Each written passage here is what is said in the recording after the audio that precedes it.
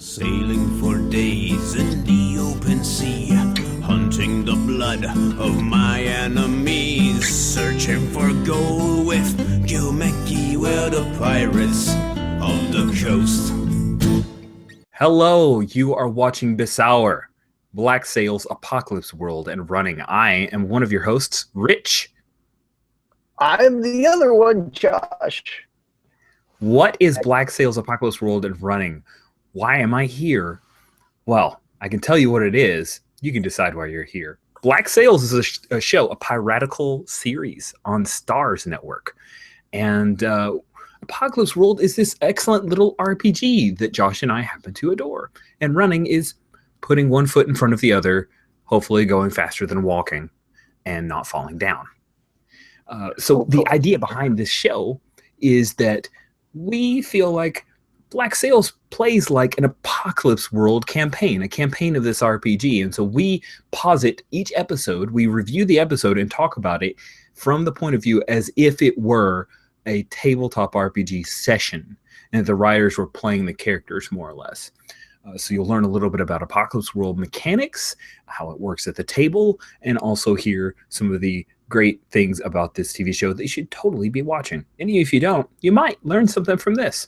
So Josh, we have, this is episode XII, season 2, episode 4. You want to kick us off with a little bit about what happened?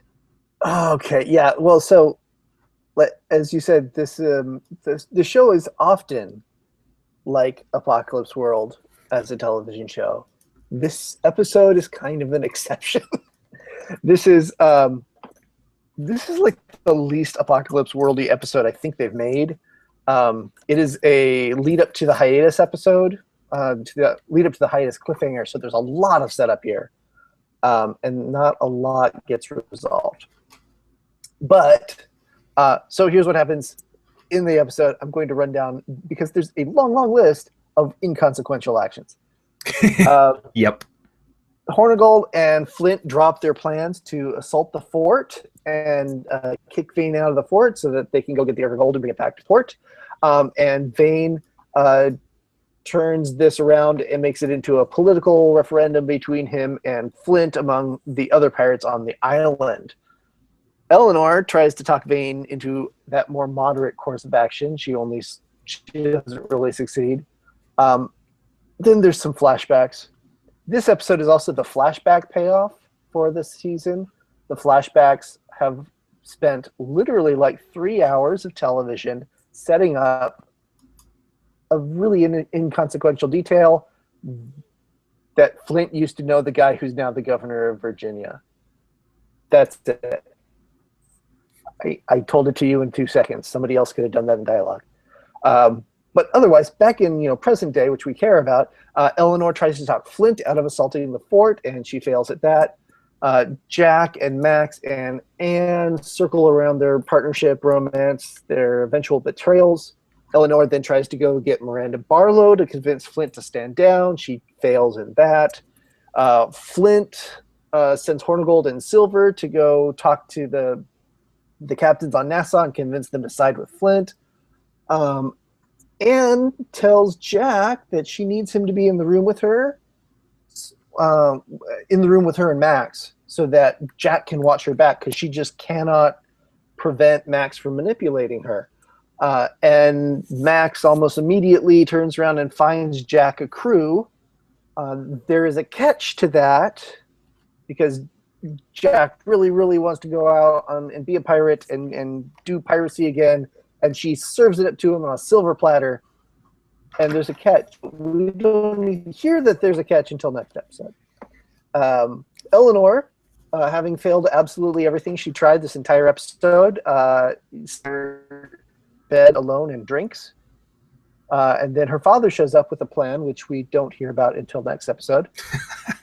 There's a pattern here. Yeah, I know, right? Then the preacher shows up at Barlow's place and tells her some information, and she puts together a plan, which we don't hear about until next episode. And then Flint gives the order to open fire on the fort, which we don't see until the next episode.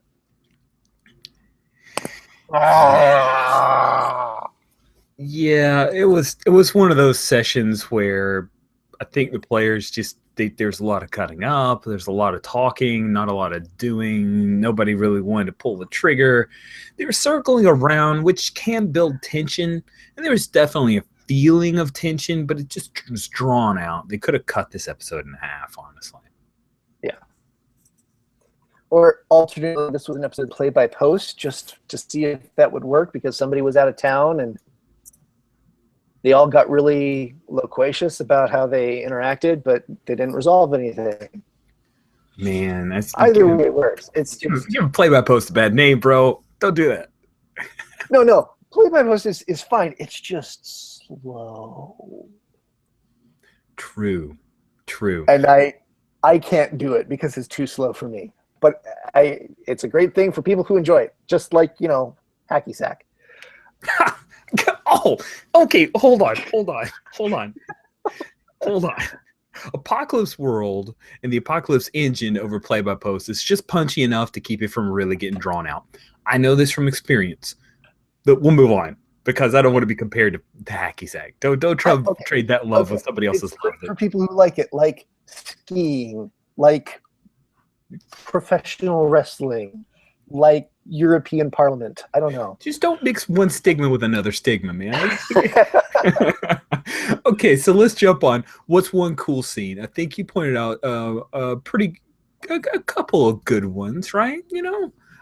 Yeah, there are a couple of scenes, and these are they're good television scenes. They're good character building scenes. I think a lot of if anybody walked away from this session thinking that they accomplished something, it was that they correctly targeted who they wanted to raise their HX with at the end of the session. Like they really got to know that character because they had that in-depth scene. And that could be great. It's just when that's the only thing that it kind of drives me crazy. I think you just hit on something. I really think this is one of those sessions where in a trad game, more conventional game, the players would have said, "Oh, this was a great session. We never rolled the dice." Yeah, it's exactly one of those sessions. Yeah. So go on. But I know you are a fan of Flint and Silver talking in the captain's cabin. Yeah, I am. I think that actually I'll roll that into the PC moves. Although you had mentioned that you liked Flint's recognition of Mr. Scott. I do think that was pretty cool. Kind of he elevated Mr. Scott a little bit there. That was a neat little moment.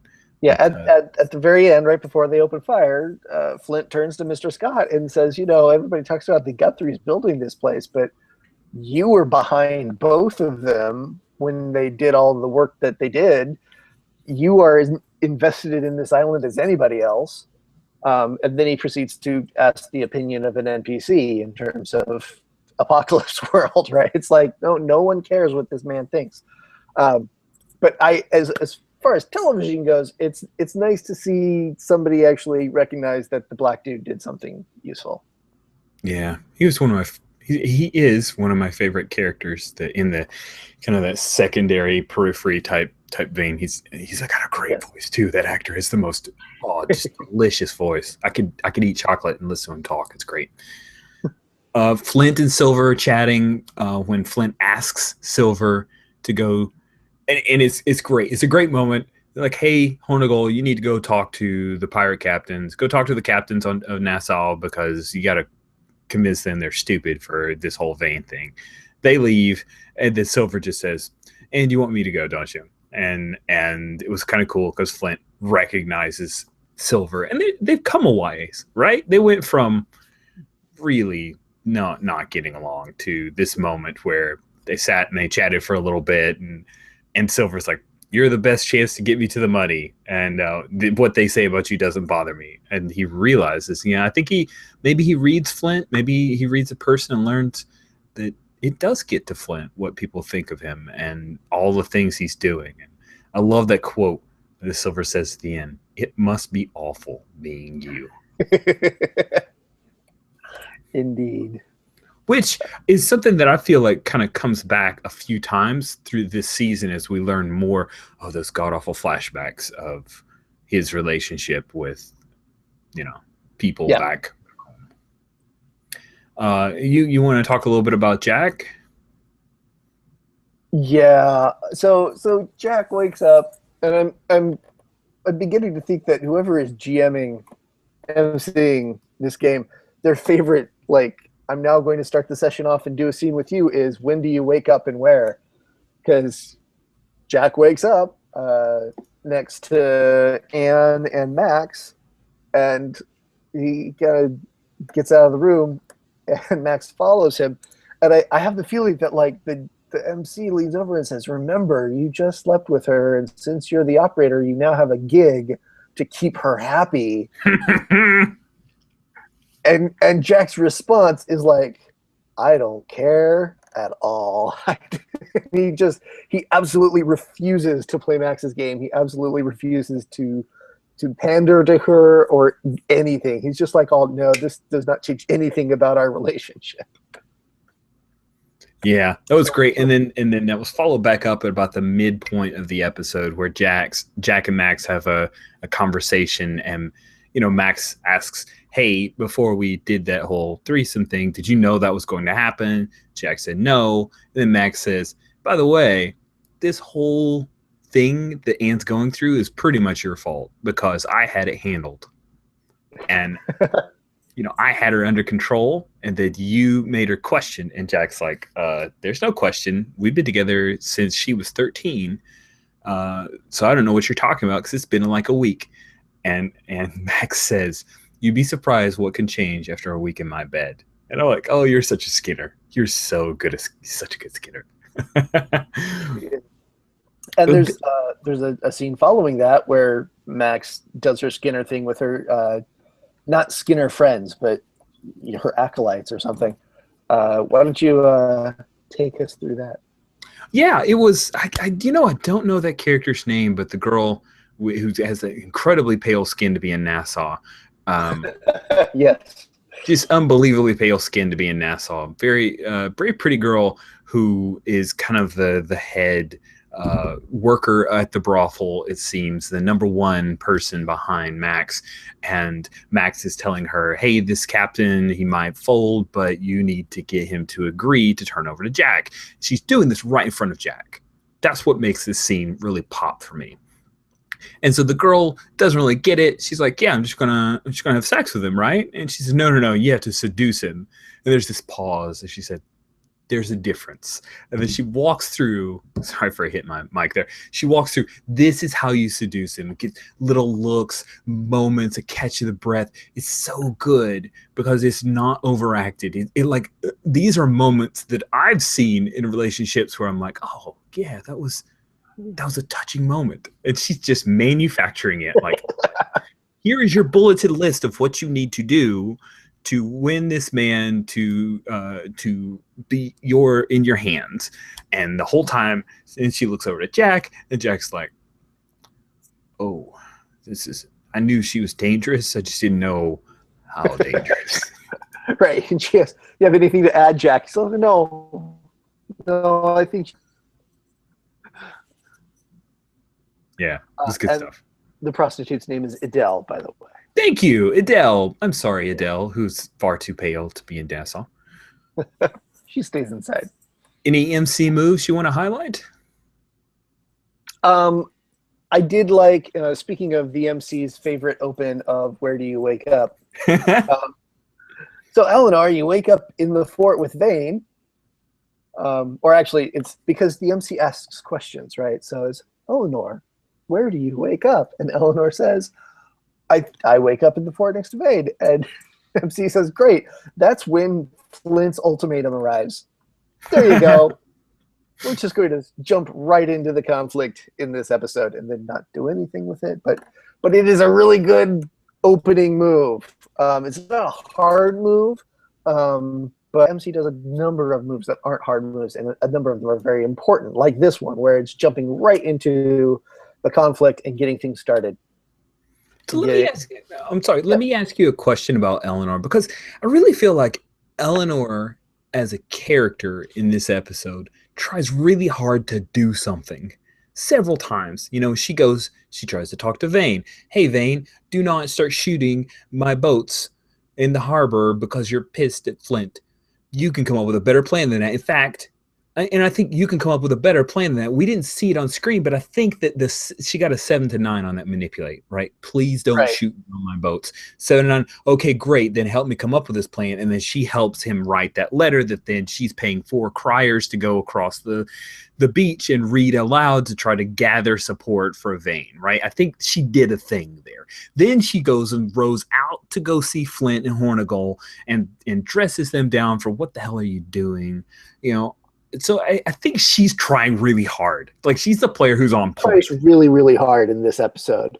And I feel really bad for her player because this would be the episode that drives me up the wall when I just can't get anything done.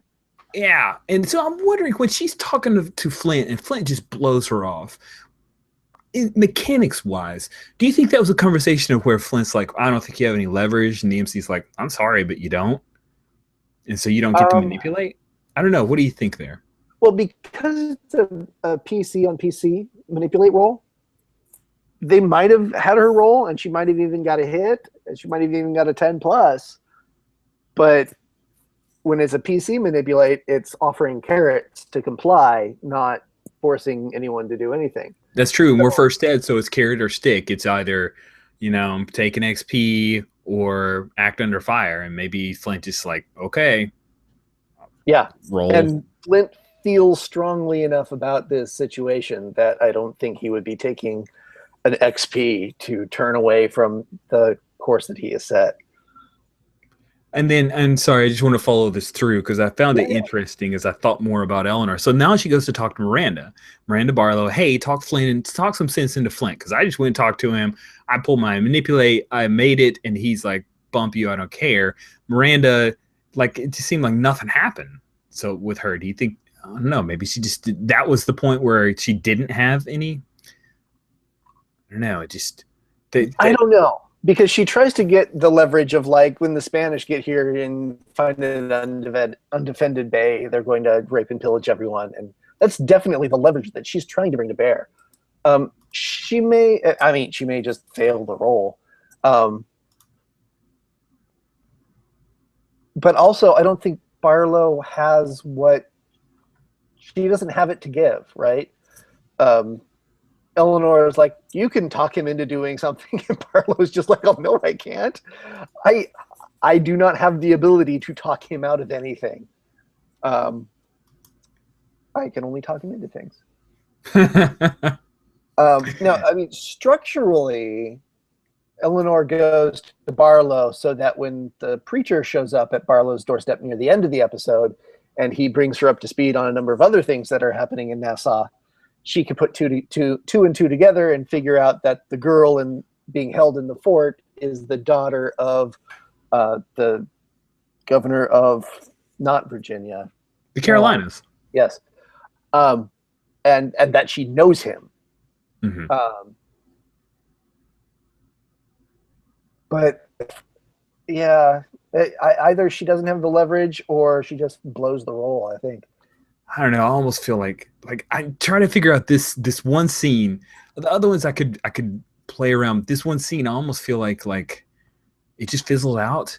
Maybe somebody knocked on the door and it interrupted the scene, and then they just kind of talked it over. Like, okay, yeah, you talking this? It's fine. It's fine. Let's go. Yeah, let's move on. The pizza arrived. Yeah, the pizza arrived, and they just kind of love letter it without a roll. Like, oh, let's just okay, we'll do the thing. Let's move on to the thing.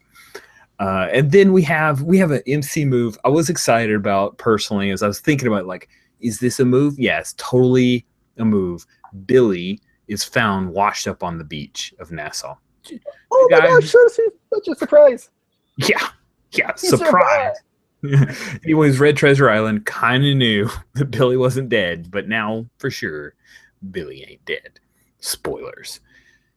I feel like this was an MC move, not a hard move, as you point out. Yeah. It's not a hard move, right? It's a setup. It's a soft move. It's a thing that Silver gets to react to. But I feel like it was the first tick in the new countdown clock, as we find out, not this episode, of course, but it's a new threat, right? How he got here. That's what I think. I could definitely see that. And the MC may have laid that out in front of Silver, to see what Silver would do, and there were like Silver could have done other things that may have impacted that countdown clock differently. Silver chooses to just put a lid on it and hold Billy in a storage bin until the things that are currently brewing blow over, because he just doesn't want to add more chaos to the situation. So yeah, that's probably like just one tick instead of more than one tick. Yeah. Okay.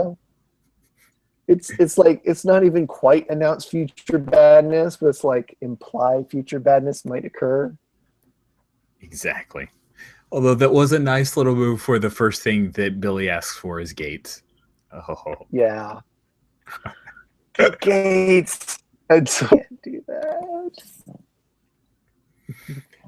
So that's it. It wasn't the best of episodes as far as a single thing. I like this as a piece, as part of the overall tapestry, the ramping up, the idea of ramping up the tension of the conflict between Vane, who's really become a strong character this season, against Flint, who is on an incredibly short timeline because the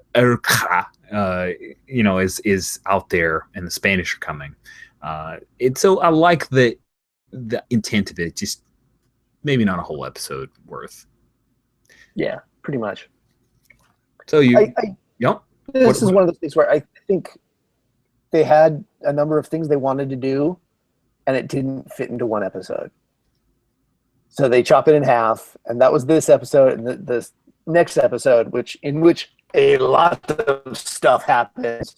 That's where the rest of what they want to do went. So the next episode of this podcast, we'll be very excited and happy about all the things that we get to talk about. Me too. I'm very excited for the next episode. It's going to be awesome. So that's enough for episode 4 of season 2. Now we switch on to talk about that running thing. How are things coming along for you, Josh Roby, with running? Summer is kind of destroying me as far as my running schedule goes. Because between it's hot in Nashville, Tennessee, and humid and hilly, but it's always hilly. So there's just a steep ramp to get up in order to do it and run it. And then I have kids at home or doing camps or things, and my schedule is in flux every day. And I had a family friend who needed to very suddenly move. So I helped him out. And so my schedule kind of got torpedoed, and I've been doing some running, but not my every other day schedule. So not the best of updates, but that's where I am.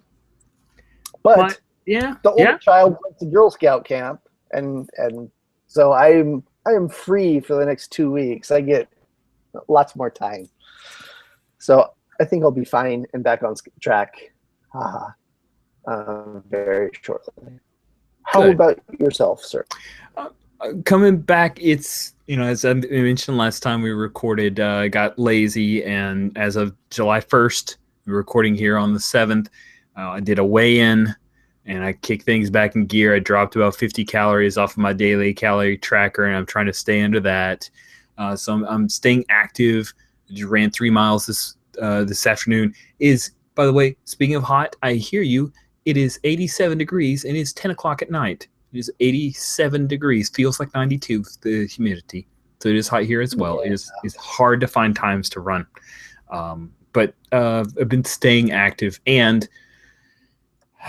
I'm currently in about a 2-week competition at work with a team, tracking minutes of activity. So I'm trying to log that time, and that's helpful. And someone laid down the gauntlet. It's surprising how helpful the little stupid things are, right? You're like, oh, it's just a little contest, and they log my stuff, but then you're like, oh no, I need to go out and do the thing so that I can log it. It's dumb, but I need that kind of. I need to gamify it. I got to. Yeah. Otherwise, it's surprisingly effective. Yeah, it is. I also have installed Zombies Run, that app. Have you ever used that, Josh? I then moved on to a different Couch to 5K. Oh, cool, cool. I like the stories in Zombies Run actually quite a bit. I'm good with zombies, and I am trying to find some kind of 10K in the next couple of months that I can start training for, with the goal of getting back to more long distance running. So it's gonna start. Okay. Yeah. So that's Let's see. There's Wine and Dine in November. where's that? Orlando. Ooh. That's one of the Disney races. Oh, yeah, it's expensive. All Disney is expensive. Yeah. Yes. The Disney races are really fun, but they're really expensive. Are you going to do the wine and dine? Yes, I will be down there. Because where else can you see people running distance races while also cosplaying? I mean, really. Most every run in Jacksonville, I think, is when you can see people cosplaying. I once saw Good Gumby. times. I once saw Gumby, like a life-size Gumby run a 10K. It was pretty amazing. That's good. So that's where I'm at. I'm excited now that I've got myself committed to it, and looking for races is really, gamifying, having a thing to train for. That's what I've been lacking for the first half of this year. So pretty excited about that. Awesome. Well, I hope I keep working for you. Cool. Well, that's it. Another episode of Bsawr. Thank you, Josh. Now, when this comes out, we may be already past your Kickstarter. Do you have a Kickstarter coming up? Oh, yeah. Without release date. Succeeded or failed by then. True. Well, I hope that it was successful when this comes out. Thank you. It may be Wine and Dine when this comes out. That may be true. Cool. Well, thank you so much, Josh. It was great chatting with you again. Absolutely. And thank you, sir. Have a good night, everybody. Good night. I promise next episode will be lots more exciting.